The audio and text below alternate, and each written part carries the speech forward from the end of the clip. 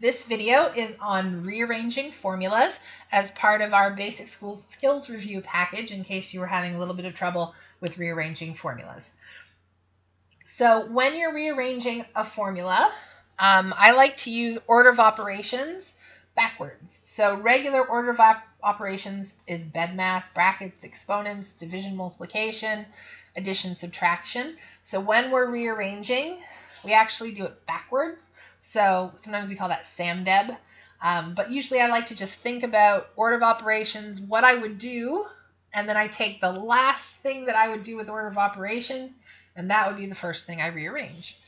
So the first one says we want to isolate for the letter I in the formula P equals A times 1 plus I to the n. You might recognize that as the compound interest formula from finance in grade 11. So what I want to do here is I need to rearrange and isolate I, which means I need to find a way to move the A, the 1, and the n to the other side. So the order that we do it in is the opposite of what we would do with order of operations. So I'm going to think about what I would do if I had numbers, and then I'm going to do the opposite of that. So if I had numbers here, I would start by adding the numbers in the bracket, and then I would do the exponent, and then I would multiply. So the last thing I would do with order of operations is multiply, so that's going to be the first thing that I try to get rid of. So here we're multiplying by A, so to take it to the other side, I'm going to divide both sides by A. So I have P over A equals 1 plus I to the power of n. Now, once again, if I had numbers, I would add and then do the exponent. So I need to get rid of the exponent as my next step. So it's the last thing I would do with order of operations is the first thing I do when I'm rearranging. So to get rid of an exponent, if it was a square, the opposite of a square is a square root. If it was a cube, the opposite of a cube is a cube root, but it's an n. So the opposite of an n is the nth root. So we're going to take the nth root of both sides. So I now have the nth root of P over A, and that equals 1 plus I. So last step to getting that I by itself is to remove the 1. So right now this is a positive 1, so we're going to subtract 1. Now it's really important when you subtract 1, it doesn't go underneath that square root. So I have the nth root of P over A, and then take away 1. And that's my formula if I wanted to calculate just I. All right, let's try another one. So I have A equals R times 1 plus I to the n minus 1 over I, which I believe is one of our annuity formulas from grade 11 when we were doing finance. And we want to isolate for R. So if I were working out this question, I would start with the bracket, and then I would do the exponent, and then I would subtract 1, and I would times it by R, and then divide by I. Now, the thing here is that all of this stuff in this bracket is just being multiplied by R, right? So I don't have to worry about all the individual little pieces.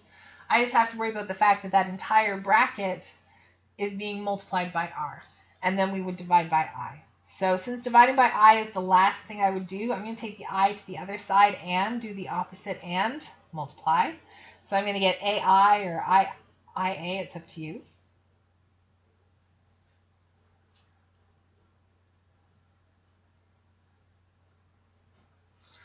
Okay, now instead of breaking this down and moving all of these individual pieces over, right, if this was a number, I would do this times whatever the result is from this. So actually, all we're going to do is take that entire bracket over to the other side.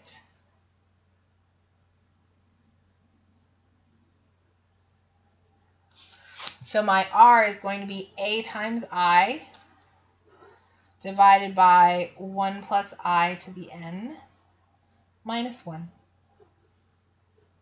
That one was tricky, right, to recognize that that entire bracket, right, really didn't matter. We weren't trying to isolate anything in the bracket. So that bracket just kind of counted as one entity of things that we would calculate together, and then you just move it together to the other side.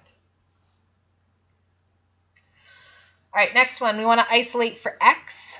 So y equals a times x minus h squared plus k, which is a basic form for parabola if we were doing transformations.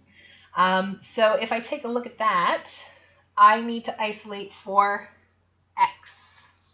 So x is inside a bracket with an exponent and something being multiplied out front and something being added at the end.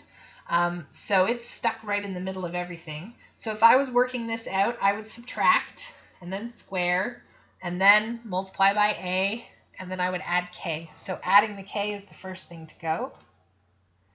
So I'm going to do y take away k is a times x minus h squared. Okay, once again, this is very similar to what we had in the first one.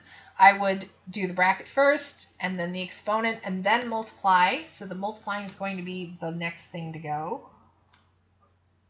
So I get y minus k over a because we were multiplying. Oops, that should be k.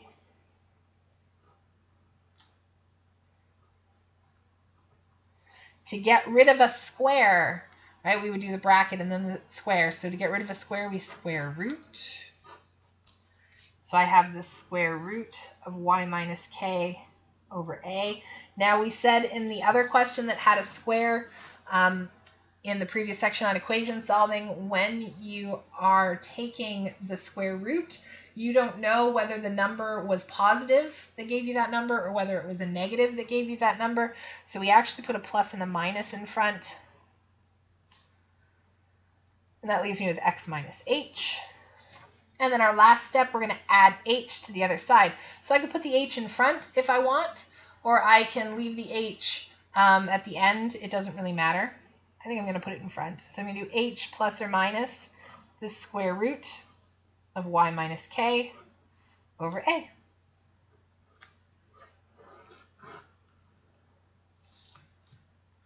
Right. And our last one, we have sine a over a, sine b over b, which is sine law, which you saw on, I think, page 2 of the package that you're working on right now. So we want to isolate for capital letter A, which is an angle. So what I would want to do is first I would want to get rid of the little a on the bottom, right? Because we would do sine of a and then divide by a. So the first thing we do is multiply both sides by a. So we're going to get sine a is a times sine b over b. And then we said to get rid of just a sine all by itself, we would do the inverse sine.